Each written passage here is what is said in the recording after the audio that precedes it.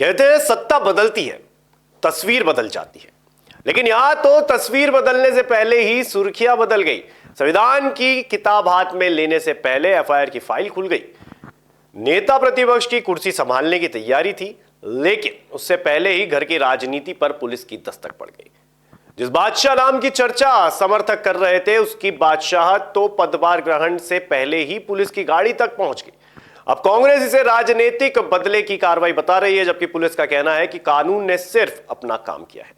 लेकिन सवाल सिर्फ गिरफ्तारी का नहीं, सवाल उसकी टाइमिंग का है। क्या यह महज कानूनी प्रक्रिया थी या विपक्ष को पहला सियासी संदेश? क्या यह सिर्फ संयोग था या फिर राजनीति की बिसात पर चली एक सोची समझी चाल? नमस्कार, मैं हूं भारत पंचवाल और आप देख रहे हैं राजीव टाइम। आइए समझते हैं इस पूरी कहानी को।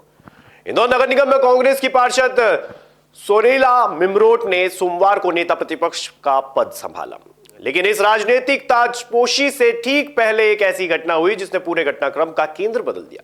18 जून को कलेक्टर कार्यालय पर कांग्रेस के प्रदर्शन के दौरान पुलिस और कार्यकर्ताओं के बीच विवाद हुआ था। पुलिस का आरोप है कि प्रदर्शन बिना अनुमति किया गया, सरकारी कार्य में बाधा डाली गई और ड्यूटी पर मौजूद पुलिस अधिकारियों के साथ अभद्र व्यवहार भी किया गया। इसी मामले में पंडरीनाथ थाने में एफआईआर दर्ज हुई और पदभार ग्रहण से ठीक पहले मिमरोट के भाई बादशाह मिमरोट समेत अन्य आरोपियों को गिरफ्तार कर लिया गया। 18 जून को कांग्रेस का प्रदर्शन था कलेक्ट्रेट पर, जिसमें पुलिस के साथ अभद्रता की गई थी, अपशब्द कहे गए थे और बिना अनुमति ये कार्यक्रम आयोजित किया गया था। तो इसमें पंडरीनाथ थाने पर अपराध दर्ज किया गया था। उसमें कल बादशाह नाम के व्यक्ति को गिरफ्तार किया गया। इसमें 4 नामजद हैं, 5 नामजद हैं और बाकी अन्य के खिलाफ अपराध पंजीबद्ध किया गया 223 बीएनएस के अंतर्गत। सर कौन कौन है?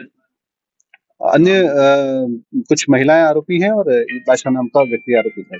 नगर निगम की नेता प्रतिपक्ष बनाई गई है सोनीला मिमरोट, क्या उसका भी नाम इसमें शामिल है? इसमें बादशाह को गिरफ्तार किया गया है और अन्य कुछ महिलाएं इसमें आरोपी बनाई गई। यानी कानून कह रहा है कार्रवाई सबूतों के आधार पर हुई, लेकिन कांग्रेस कह रही है यह कार्रवाई नहीं, राजनीतिक टाइमिंग है। गिरफ्तारी के बाद कांग्रेस ने इसे सीधा राजनीतिक प्रतिशोध बताया। नवनियुक्त नेता प्रतिपक्ष सोनीला मिमरोट ने कहा कि बादशाह मिमरोट किसी भी असामाजिक गतिविधि में शामिल नहीं रहे हैं। उनका दावा है कि जिस प्रदर्शन का हवाला देकर गिरफ्तारी की गई, उस दौरान बादशाह मौके पर मौजूद भी नहीं थे। कांग्रेस का आरोप है कि विपक्ष की आवाज दबाने और नेता प्रतिपक्ष बनने से पहले दबाव बनाने की ये कोशिश की गई है। नामांतरण के संबंधित जो घोटाला सामने आया है, 360 या 370 उन्होंने नाम जो है वो नामांतरण में गलत अलग लगा दिए गए हैं। तो इसके विरोध में हमने वहां पर अपना ज्ञापन दिया है कि आप तुरंत इस पर कार्रवाई कीजिए, लोकायुक्त की कार्रवाई कीजिए और जो भी संबंधित अधिकारी हैं, कर्मचारी हैं, उन पर कार्रवाई हो। यही हमारी उनसे मांग थी, क्योंकि ये तो एक नए तरीके का भ्रष्टाचार सामने आया है।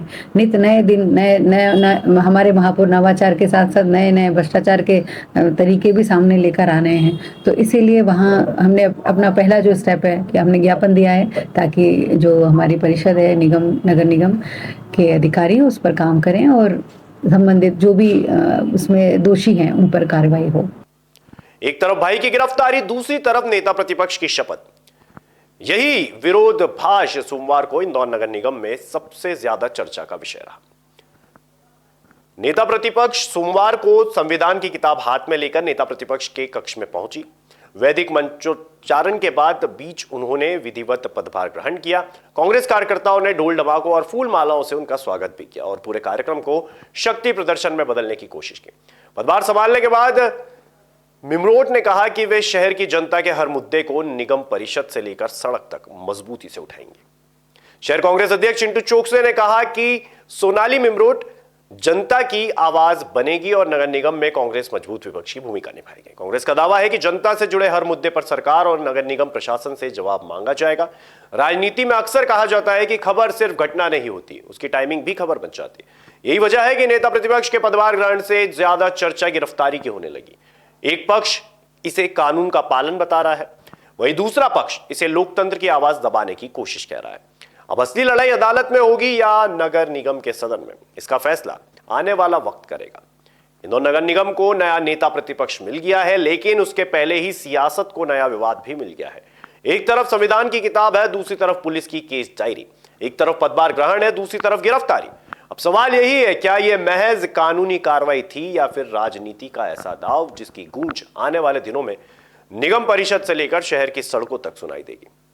फिलहाल इतना तय है, नेता प्रतिपक्ष की पारी शुरू से पहले ही इंदौर की राजनीति का पारा 7वें आसमान पर पहुंच गया है।